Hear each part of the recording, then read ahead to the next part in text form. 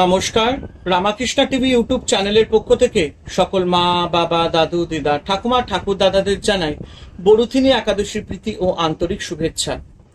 সবাই ভালো আছেন, ভালো থাকবেন। আমি আবারও চলে এসেছি শ্রী শ্রী রামকৃষ্ণ মিশনের স্বামী গীতানন্দ মহারাজজির লেখা ভাগবত কথা সম্পর্কে আলোচনা করতে। আজকে আমরা আলোচনা করব ভাগবত কথা থেকে 18 নম্বর অধ্যায়, কৃষ্ণের নামকরণ ও তার বাল্যলীলা মাধুরী। এবং শুরু করার আগে একটাই কথা বলবো, যারা যারা আমার আগের ভাগবত কথার এপিসোডগুলি মিস করেছেন, অবশ্যই আপনারা আমার রামাকৃষ্ণ টিভি ইউটিউব চ্যানেলের প্লে লিস্টে যাবেন। ভাগবত কথা বলে প্লে লিস্ট আছে, সেইখানে গিয়ে আপনারা ভাগবত কথার আগের ভিডিও বা এপিসোডগুলো দেখে নিতে পারবেন। তো চলুন, আজকের আলোচনা কৃষ্ণের নামকরণ ও তার বাল্যলীলা মাধুরী। বসুদেব সেই যে রাত্রির অন্ধকারে যশোদার শয্যার নিজের পুত্রটিকে রেখে এসেছিলেন, সেই থেকে ওই পুত্রটি তার সমস্ত মন প্রাণ অধিকার করে রয়েছে। প্রতি মুহূর্তে বসুদেব কেবল তারই কথা ভাবছেন। দেবকীর অবস্থাও তাই। ছেলেটি তাদের একমাত্র ধ্যান জ্ঞান। একদিন বসুদেব দিন গণনা করে দেখলেন যে তার পুত্রের 99 দিন বয়স হয়েছে। 100তম দিনে পুত্রের নামকরণ করাই বিধেয়। বসুদেব ভাবলেন, ব্রজরাজ নন্দ ওই ছেলেটিকে তার নিজের পুত্র বলেই জানে এবং সেইভাবেই তার লালন পালন করছে।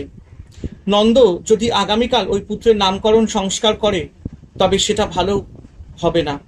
কারণ নন্দ তো নিজ পুত্র জ্ঞানী ওই শিশুর বৈশ্যচিত সংস্কার করবে এবং রোহিণী পুত্র ক্ষত্রিয় বলে তার কোনো সংস্কারই করবে না।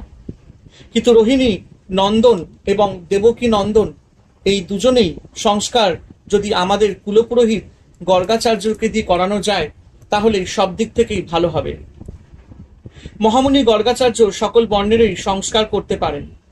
এইসব ভেবে বসুদেব তখন গোপনে গর্গাচার্যের কাছে গিয়ে আনুপর্বিক সমস্ত ঘটনা, নিজের পুত্রের সাথে নন্দের কন্যার বিনিময় ইত্যাদি সমস্ত বললেন।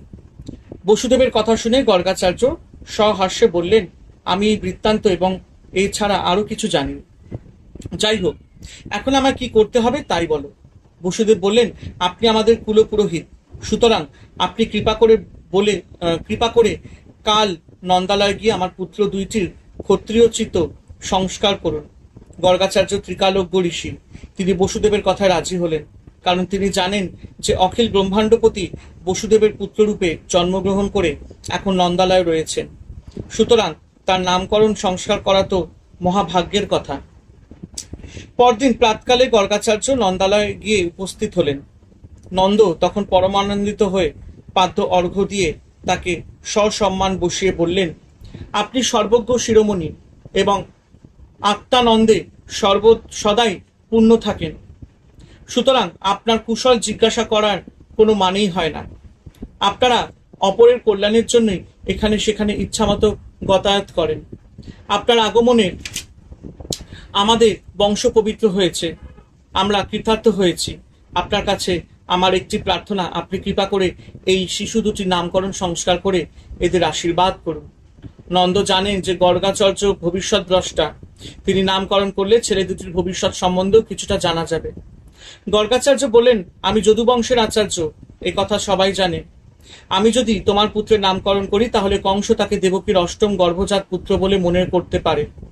তোমার সাথে বসুদেবের খুব বন্ধুত্ব, এ কথাও কংসের অজানা নয়। তাছাড়া দৈববাণী অনুযায়ী দেবকীর অষ্টম সন্তান কন্যা হতেই পারে না। কংস এই রকম ধারণা করে আছে।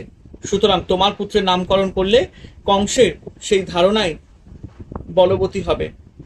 তার জন্য কংস যদি তোমার পুত্রের কোনো ক্ষতি করে, তাহলে বড়ই দুঃখের বিষয় হবে। গর্গাচার্যের কথায় যথাযথ অনুভব করে নন্দ মহারাজ এমন মহা সুযোগ ছাড়তে চাইলেন না।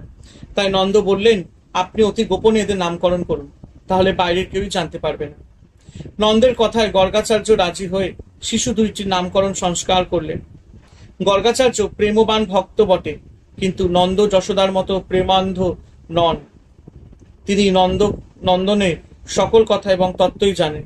তিনি দেখে অবাক হলেন যে ভগবানকে পুত্ররূপে পেয়েও নন্দ যশোদা তাকে অতি সাধারণ শিশুর মতোই বাৎসল্যভাবে লালন পালন করছেন এবং ভগবানও এই শুদ্ধ বাৎসল্য রস পরম আনন্দে আস্বাদন করছেন। গর্গাচার্য ভাবলেন, নন্দ ও যশোদার যে শুদ্ধ বাৎসল্য ভাব দেখেছি, যার জন্য ভগবান এদের বশীভূত হয়েছেন, সেই বাৎসল্য ভাবে কোনো রকম আঘাত করা চলবে না। অর্থাৎ এই কথা বলা চলবে না যে তোমাদের পুত্রই স্বয়ং ভগবান। নন্দ যশোদা যদি গর্গাচার্যের কথায় বোঝে যে তাদের পুত্রই স্বয়ং ভগবান, তাহলে তাদের শুদ্ধ বাৎসল্য ভাবে বিষম আঘাত লাগবে এবং ভগবানও শুদ্ধ বাৎসল্য রস আস্বাদনে বঞ্চিত হবেন। তাহলে যে কৃষ্ণের বজ্রে আসার উদ্দেশ্যই ব্যর্থ হয়ে যাবে। ত্রিকালজ্ঞ মহামুনি গর্গাচার্য এমন কাজ করতেই পারে না। সুতরাং গর্গাচার্য ঠিক করলেন শিশু দুটির নামকরণের সাথে তাদের ভবিষ্যৎ এমনভাবে বলবেন যাতে নন্দ যশোদার বাৎসল্য ভাবে কোন রকম আঘাত লাগবে না। রোহিণী ও যশোদা নিজ নিজ পুত্রকে কোলে নিয়ে বসলেন। নন্দ গর্গাচার্যের কাছেই রইলেন। রোহিণী পুত্র বড় বলে গর্গাচার্য প্রথমে তার সম্বন্ধে বললেন। এই রোহিণী পুত্র সদগুণের দ্বারা বন্ধুদের রময়ন আনন্দ বিধান করবে, তাই সে রাম নামে খ্যাত হবে। এই অত্যন্ত বলবান বলে লোকে একে বল নামেও অভিহিত করবে। এই শিশু বসুদেব প্রভৃতি যাদবদের সাথে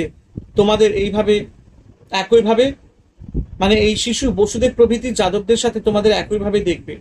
সেই জন্য সংকর্ষণ নামেও খ্যাত হবে। মাফ করবেন, একটু কথা জড়িয়ে গেছিল। তত্ত্বজ্ঞ শিরোমণি গর্গাচার্য জানেন যে শ্রী ভগবানের অভিন্ন বিগ্রহ বলরামেই প্রভুর সেবার জন্য রোহিণী নন্দরূপে জন্মেছেন এবং অনাদিকাল থেকে তিনি পুরাণে রাম, বল, সংকর্ষণ নামে প্রসিদ্ধ। কিন্তু নন্দ, যশোদা ও রোহিণী বুঝলেন যে এই পুত্রের ভাগ্যে সুপ্রসন্ন, তাই সে বহু সদ্গুণের অধিকারী হবে। সুতরাং তারা অত্যন্ত আনন্দিত হলেন। রোহিণী পুত্রের নামকরণ করার পর গর্গাচার্য বললেন, এই যে যশোদা নন্দন এই সত্য ত্রেতা প্রভৃতি সকল যুগে অবতীর্ণ হয়ে থাকেন, ইনি পূর্ব যুগে শুক্ল রক্ত ও পীত বর্ণ রূপে দেহ ধারণ করে এখন কৃষ্ণ বর্ণ রূপে জগতে অবতীর্ণ হয়েছেন। গর্গাচার্য ভাবলেন, ভগবানের অনন্ত নাম, তার মধ্যে কৃষ্ণ নামই মুখ্য। তিনি সকলকে কর্ষতি আকর্ষণ করেন বলে কৃষ্ণ। গর্গাচার্য ভাবলেন, ভগবানের অনন্ত নাম, তার মধ্যে কৃষ্ণ নামই মুখ্য।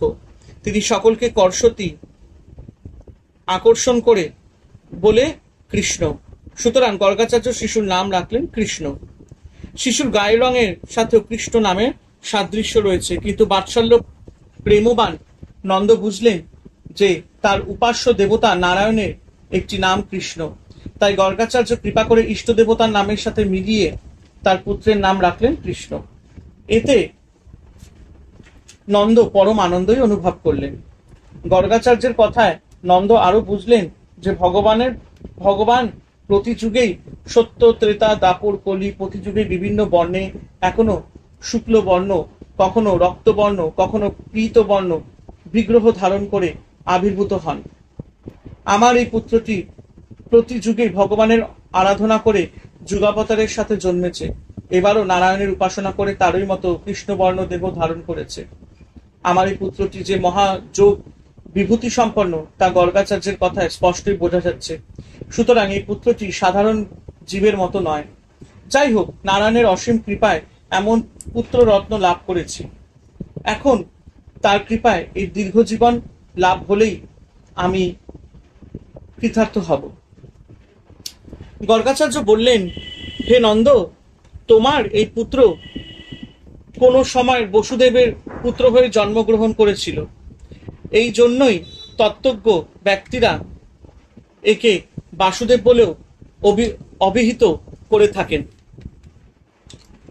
গর্গাচার্যের ভাব এই যে স্বয়ং ভগবান নন্দনই বসুদেবের পুত্ররূপে জন্মগ্রহণ করেছেন। ভগবানই যুগপৎ মথুরাতে বাসুদেব এবং নন্দালয় কৃষ্ণ হয়ে আবির্ভূত হয়েছেন। কিন্তু বাৎসল্য প্রেমে নন্দ বুঝলেন বসুদেবের কোন পূর্বজন্মে আমার এই পুত্রটি তার পুত্ররূপে জন্মেছিল এবং তখনই সে শিশুর নাম রাখা হয়েছিল বাসুদেব। সেই জন্য সর্বজ্ঞ শিরোমণি গর্গাচার্য আমার পুত্রের পূর্বজন্মেরও নাম প্রকাশ করলেন।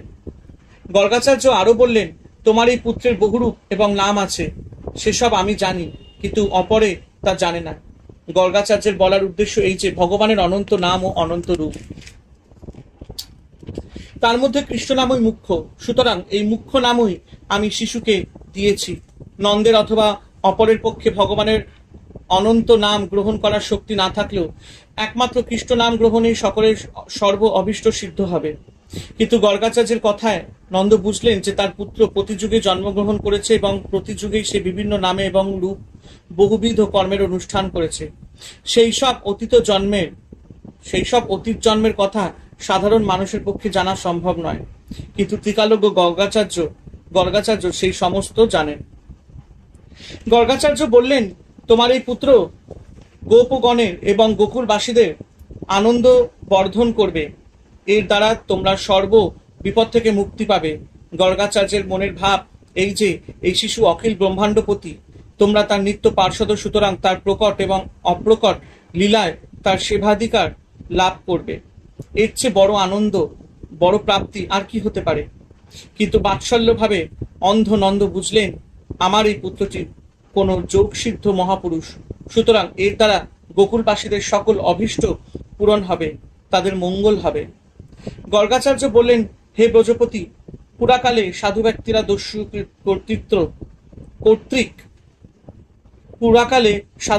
দস্যু কর্তৃক পীড়িত হলে তোমার এই পুত্রই তাদের রক্ষা করেছিল।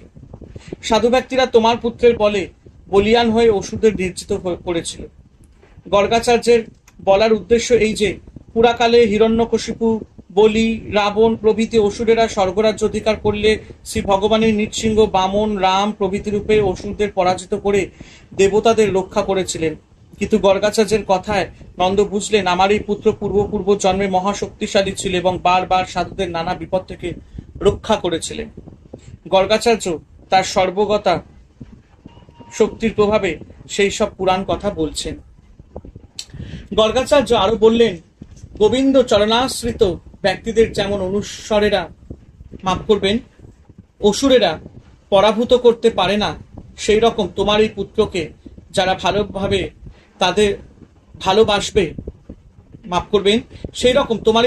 যারা ভালোবাসবে তাদেরও কোনো শত্রু পরাভূত করতে পারবে না। এই গর্গাচার্যের ভাব এই ছিল যে যার শরণাশ্রয় লাভ করলে সাধারণ জীব পর্যন্ত মহা সৌভাগ্যশালী হয়, সেই শিব বিরিঞ্চিও বন্দিত নন্দনকে মহা সৌভাগ্যবান বললে তার স্বরূপের কোনো পরিচয় দেওয়া হয় না। সুতরাং মহাভাগ শব্দে গর্গাচার্য নন্দনের পরিপূর্ণ শৌর্যেরই পরিচয় দিলেন।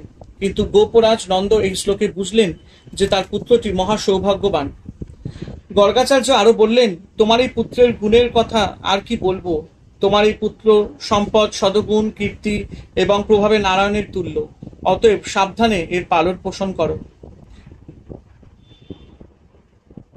নারায়ণ সমগুণই বলতে গর্গাচার্যের মনের ভাব এই ছিল যে নন্দন নারায়ণের তুল্য নয়, বরং নারায়ণই নন্দনের তুল্য, অর্থাৎ নন্দনের অশেষ গুণাবলী নারায়ণের গুণসমূহকে অতিক্রম করবে।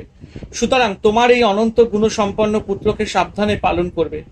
গর্গাচার্যের মনে হয়তো এই ভাবটিও ছিল যে তোমার এই পুত্র গোপ আয় সমাহিত, অর্থাৎ গোপগণের আয় অর্থে ধনাদির উপার্জন এবং উপার্জিত ধনাদির রক্ষণ বিষয় সমাহিত সর্বদা সাবধান হবে, অর্থাৎ গোপগণের বিষয় উপার্জন এবং তার রক্ষণাবেক্ষণে যত্নশীল হবে। এর দ্বারা গর্গাচার্য বলতে চাইছেন যে এই পুত্রের মধ্যে ভক্তের যোগক্ষেম বহন করার মতো ভক্ত বাৎসল্য গুণও থাকবে। কিন্তু গর্গাচার্যের কথায় গোপরাজ বুঝলেন, আমার পুত্র পূর্ব জন্মে নারায়ণের উপাসনা করে এই জন্মে নারায়ণের মতো গুণশালী হয়েছে। অবশ্য গর্গাচার্যের কথায় একটু অতিশয়োক্তি রয়েছে। নারায়ণের মতো গুণ থাকা তো কোনো মানুষের পক্ষে সম্ভব নয়। তা যাই হোক, এটা ঠিক যে এই রকম গুণবান পুত্র জগতে অতি দুর্লভ এবং সেই জন্য গর্গাচার্য অতি সাবধানে আমাকে পুত্রের পালন করতে বলেছে। এইভাবে নামকরণের কাজ শেষ করে গর্গাচার্য ভাবলেন, ভগবানের অসীম কৃপায় তার নিত্য সিদ্ধ কৃষ্ণ বাসুদেব নাম প্রকাশ করে আমি ধন্য হয়েছি এবং জগৎবাসী কালেই এই নাম জপ করে অনায়াসে ভক্তি মুক্তি লাভ করবে। যাক, কাজ তো হয়ে গেছে। নন্দ যশোদার মতো বিশুদ্ধ প্রেমময় ভক্তের কাছে আর বেশিক্ষণ থাকা উচিত নয়, কারণ আমার কথায় যদি তারা ঘুণাক্ষরেও পুত্রের মধ্যে ঈশ্বর তত্ত্বের আভাস পায়, তাহলে তাদের শুদ্ধ বাৎসল্য ভাবে বিষম আঘাত লাগবে, আর সেটা হবে আমার মহা অপরাধ। এই সব ভেবে গর্গাচার্য তাড়াতাড়ি নন্দের কাছ থেকে বিদায় নিয়ে চলে গেলেন। এদিকে গর্গাচার্যের কথা নন্দ যশোদা পুত্রের মহা সৌভাগ্যের কথা চিন্তা করে আনন্দ সাগরে ভাসতে লাগলেন। বয়স বৃদ্ধির সঙ্গে সঙ্গে রাম ও কৃষ্ণ হামাগুড়ি দিয়ে প্রাঙ্গণে খেলা করে তাদের বাল্যলীলা দেখার জন্য প্রতিবেশী গোপ নারীরা প্রায় সর্বদা নন্দ ভবনে এসে থাকেন। কখনো কখনো রাম ও কৃষ্ণ বাছুরের ল্যাজ থেকে আশ্চর্য হয়ে তো জোর করে ধরে। এতে বাছুরেরা ভয় পেয়ে হঠাৎ ছুটতে আরম্ভ করলে রাম ও কৃষ্ণ পরে গিয়ে অঙ্গনে গড়াগড়ি করতে থাকে। বাৎসল্যবতী গোপীরা রাম ও কৃষ্ণের বাৎসল্য বা বাল্যলীলা দেখে আনন্দে মত্ত হয়ে তাড়াতাড়ি ছুটে গিয়ে তাদের বুকে তুলে নিয়ে হাসতে হাসতে বলেন, আহা, বীরত্ব কি শক্তিমান। এরপর কৃষ্ণ সমবয়স্ক ব্রজবালক এবং বলরামের সাথে মিলিত হয়ে ব্রজ দেবীদের আনন্দ বর্ধন করে নানা প্রকার বাল্যলীলা করতে লাগলেন। কৃষ্ণের মনোরম বাল্য চাপল্য দেখে ব্রজ রমণীরা মা যশোদার কাছে গিয়ে তার দুষ্টুমি পানার কথা বলতেন। ব্রজ রমণীরা যশোদাকে বলছেন, হে যশোদা, তোমার পুত্রের কীর্তি কথা বলছি শোনো। আমরা যখন গৃহকার্যে খুব ব্যস্ত থাকি তখন সে আমাদের অঙ্গনে প্রবেশ করে, গো দহনের সময় না হলে বাছুরদের ছেড়ে দেয়। তোমার এই পুত্রটি বড়ই চঞ্চল হয়েছে এবং আমাদের বাড়ি গিয়ে মহা উপদ্রব্য করতে আরম্ভ করেছে। এই অল্প বয়সে সে চুরিবিদ্যায় এত প্রবীণ হয়েছে যে আমরা ধারণাও করতে পারি না তার চুরি করার কৌশলই বা কত। সে ক্ষীর ননি চুরি করার জন্য আমাদের বাড়ি ঢুকেই আমরা সে কোথায় আছি সব এক নজরে দেখে নেয়। আমরা কে কোথায় আছি সব এক নজরে দেখে নেয়। যদি দেখে আমরা ঘরেই রয়েছি, তখন সে নিঃশব্দে গোশালায় গিয়ে বাছুরদের খুলে দেয়। বাছুরেরা তখন বাইরে এসে এদিক ওদিক ছোটাছুটি করতে আরম্ভ করে। আমরা তখন বাধ্য হয়ে বাছুরদের বাঁধবার জন্য বাইরে আসি, আর এই সুযোগে সে ঘরে ঢুকে ক্ষীর ননি যা থাকে সব চুরি করে নিয়ে যায়। যশোদা বললেন, আমার কৃষ্ণ তোমাদের ঘরে গিয়ে উৎপাত করে, তা তোমরা তাকে একটু শাসন করলেই তো পারো, তাহলেই সে এই রকম আর করবে না। গোপীরা হেসে বললেন, তাকে শাসন করব কি, সে কি আমাদের ভয় করে?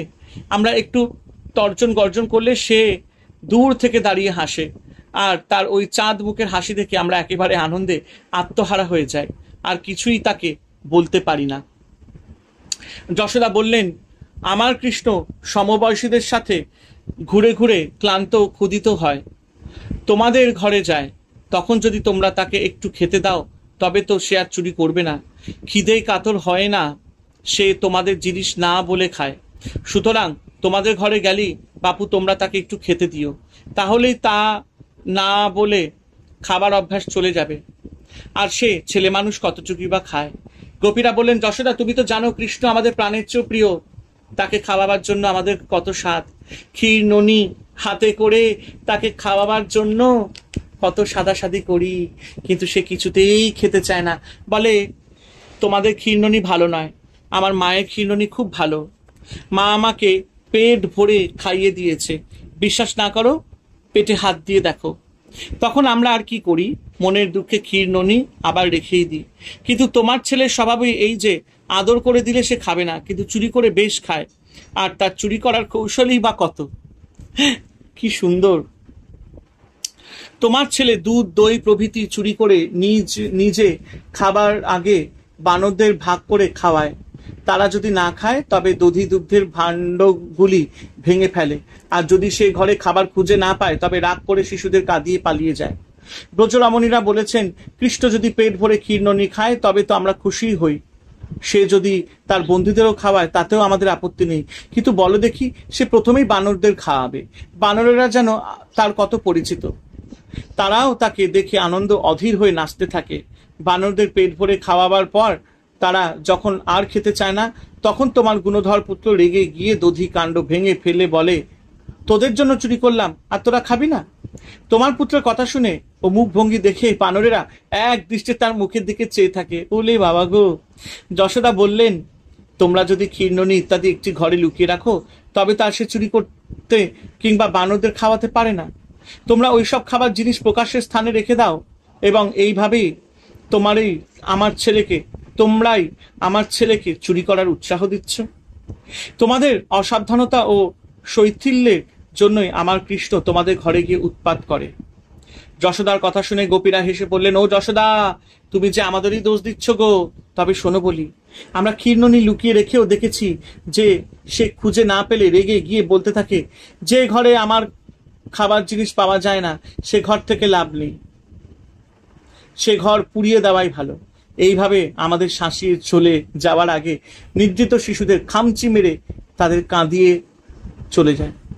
গোপ রমণীরা যশোদাকে বলছেন, আমরা যখন গৃহকর্মে অত্যন্ত ব্যস্ত থাকি তখন তোমার পুত্র উচ্চ স্থানে সুরক্ষিত দধি দুগ্ধ পারবার জন্য পিঁড়ি উদুখল প্রভৃতির সাহায্য নেয়।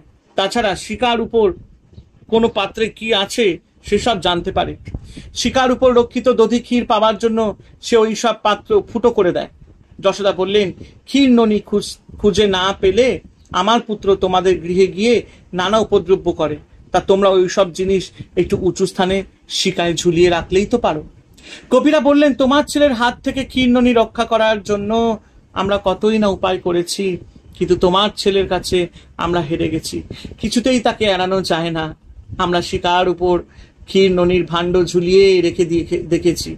তোমার পুত্র যখন পিঁড়ির ওপর পিঁড়ি সাজিয়ে তার উপর ওঠে অথবা উদুখলের উপর ওঠে ওই সব জিনিস নিচে নামিয়ে আনে। এই রকম ভাবেও যদি হাতের নাগাল না পায় তবে সে অপর বালকের কাঁধে উঠে অথবা অপর বালককে তার কাঁধে উঠিয়ে ক্ষীরননি প্রভৃতি পেড়ে আনে। তাতেও যদি সে হাতের নাগাল না পায় তবে পাথর ছুঁড়ে হাড়ির তলা ফুটো করে দেয় এবং মুখ হাঁ করে নিচে দাঁড়িয়ে সেই গলিত ক্ষীরধারা পান করে।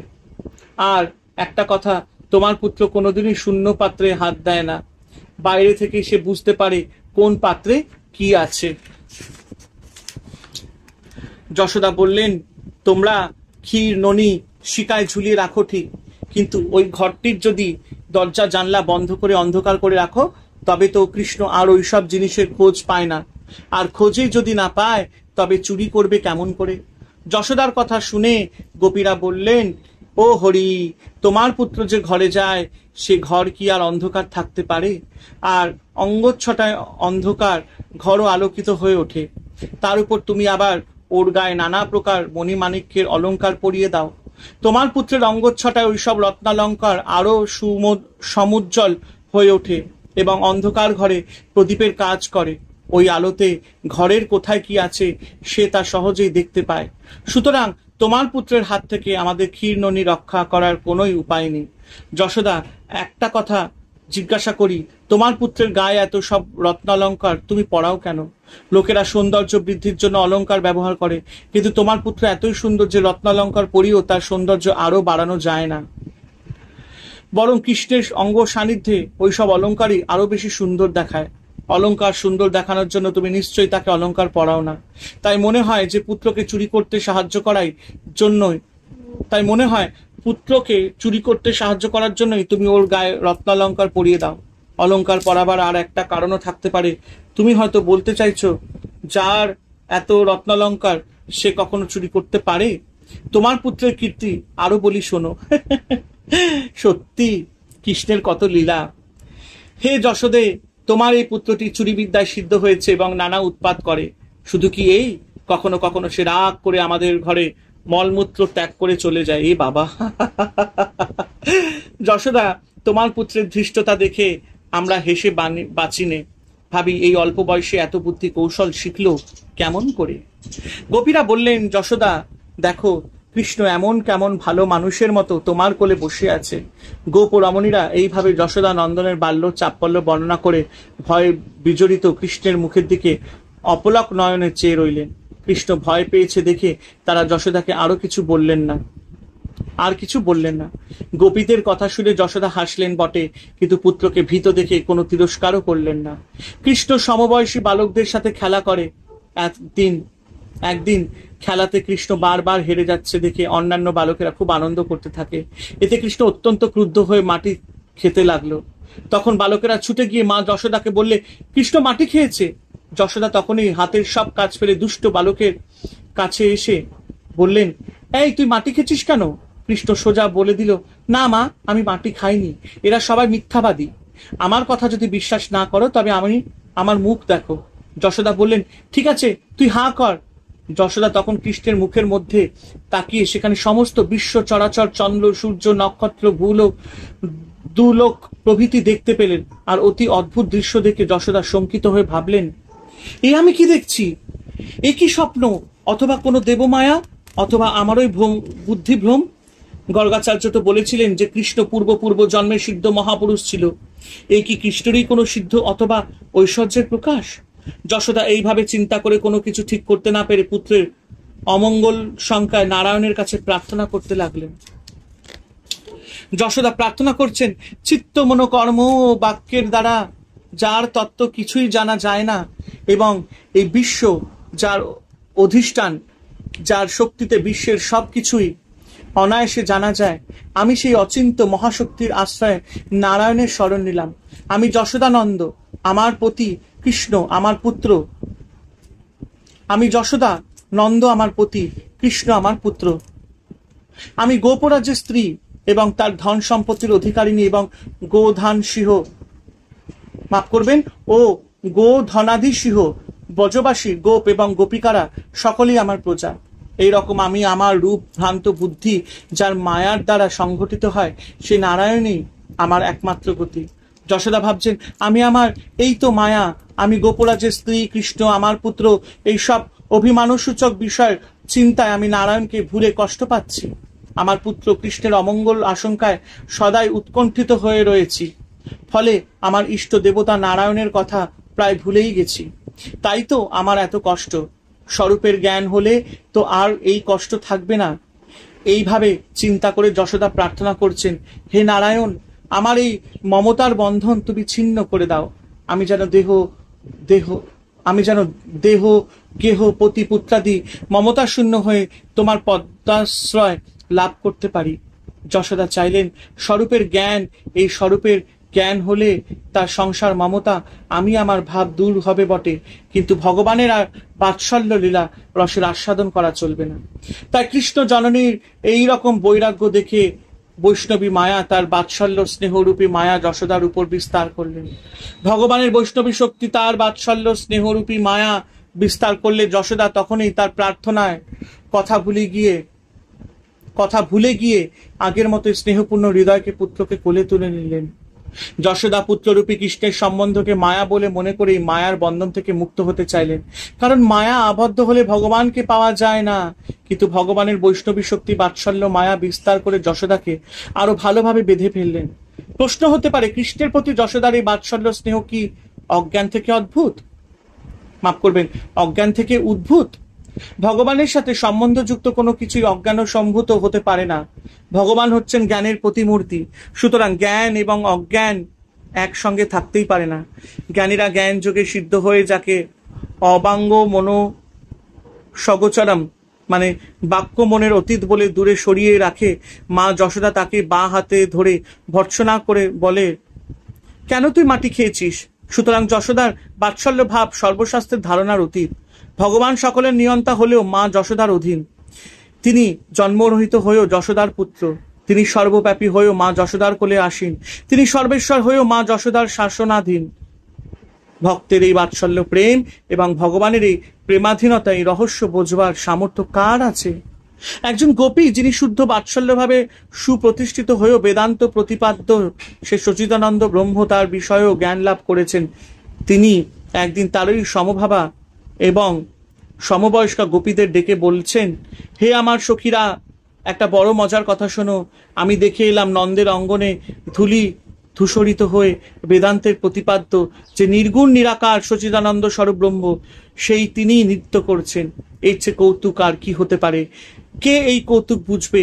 তাই শ্রী ভগবানের শরণাগতি একমাত্র উপায়।